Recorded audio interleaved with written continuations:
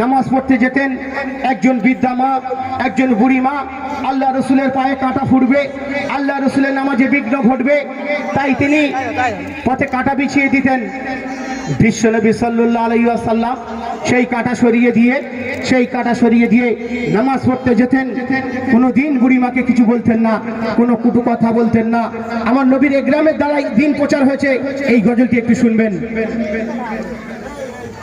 নবী যখন মসজিদেতে নামাজ পড়তে যায়, নবী যখন মসজিদেতে নামাজ পড়তে যায়, রোজ পথে দেখতে পায় তার চলার পথে কে কাঁটা বিছায়, তার চলার পথে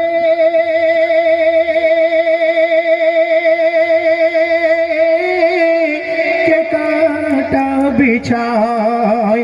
নবী যখন মসজিদেতে নামাজ পড়তে যায়, রোজ পথে দেখতে পায় তার চলার পথে কে কাঁটা বিছায়।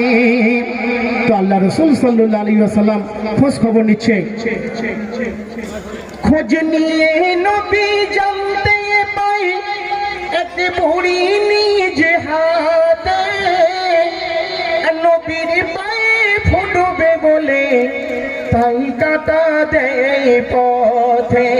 দয়ার নবী সেই কাঁটা নিজ হাতে ফেলে দেয়, ওগো দয়ার নবী সেই কাঁটা নিজ হাতে ফেলে দেয়। দিয়ে নামাজ পড়তে যায়, তবু বুড়ি মাকে কিছুই নাহি কয়, তবু বুড়ি মাকে কিছুই নাহি কয়। নবী যখন মসজিদেতে নামাজ পড়তে যায়, রোজ পথে দেখতে পায় তার চলার পথে কে কাঁটা বিছায়। তো আল্লাহ রাসূল সাল্লাল্লাহু আলাইহি ওয়াসাল্লাম সেই কাঁটা সরিয়ে দিয়ে নামাজ পড়তে যেতেন, কোনোদিন কিছু বলতেন না। তো ভাইরা, আপনাদের কাছে আমার অনুরোধ, এই মজমায় জায়গা আপনাদের পাবনি পেতে দিয়েছে, আপনারা বসুন। এটা দিনই অনুষ্ঠান, সুন্দর সুন্দর কালাম পরিবেশন হবে, হাদিস কোরআন থেকে গাইবে ইনশাআল্লাহ তাআলা। যতক্ষণ থাকবো আপনারা বুঝতে পারবেন যে কোন কাহিনী কোন ঘটনা নিয়ে গাইছে। আপনারা বসুন। তো দয়ার নবী দেখেনি একদিন পথে কাঁটা নেই পড়ে, ভাবেন তিনি হয়তো বুড়ি পড়েছেন বিমারে। সাহাবীদের সঙ্গে নিয়ে, ওগো সাহাবীদের সঙ্গে নিয়ে বুড়ির কাছে যায়, ওগো সাহাবীদের সঙ্গে নিয়ে বুড়ির কাছে যায়। গিয়ে দরজায় টোক্কা দেয়, কি হয়েছে গো বুড়ি মা তোমার, কি হয়েছে গো বুড়ি মা তোমার। নবী যখন মসজিদেতে নামাজ পড়তে যায়, রোজ পথে দেখতে পায় তার চলার পথে কে কাঁটা বিছায়। সুবহানাল্লাহ, সুবহানাল্লাহ, সুবহানাল্লাহ।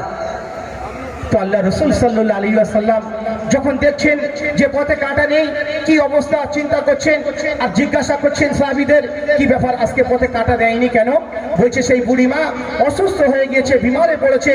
আল্লাহ রাসূল সাল্লাল্লাহু আলাইহি ওয়াসাল্লাম কেমন নবী দেখুন। আল্লাহ রাসূল সাল্লাল্লাহু আলাইহি ওয়াসাল্লাম সাহাবীদের নিয়ে সেই বুড়িমার কাছে গেলেন। তারপর কি হচ্ছে শুনবেন।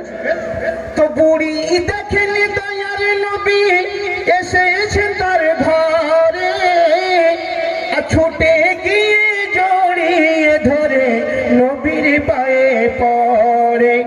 ভুল করেছি আমি অনেক, মাফ করিয়া দাও, ভুল করেছি আমি অনেক, মাফ করিয়া দাও।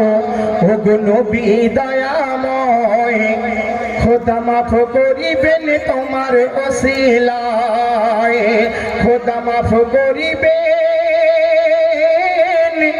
তোমার ওসিলায়।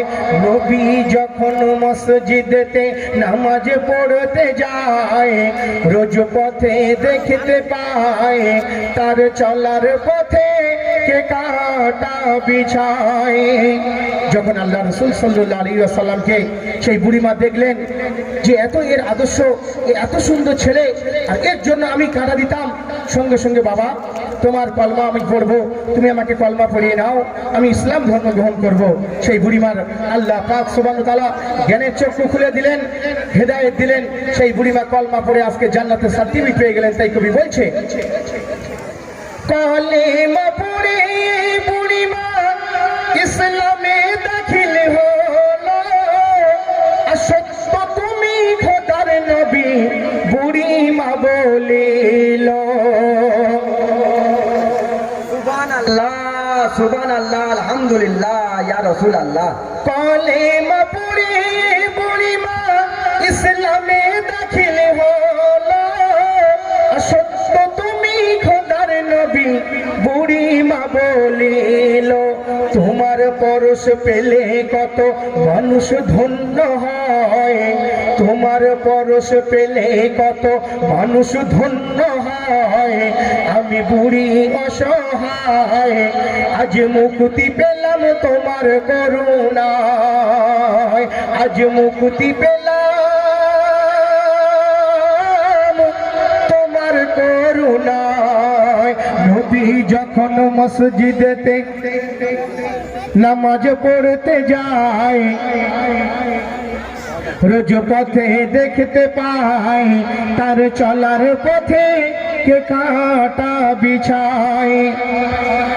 এই ছাদের উপরে কটি বাচ্চা উঠেছেন, বাবুরা তোমরা নেমে এসো, বাচ্চারা তোমরা নেমে এসো,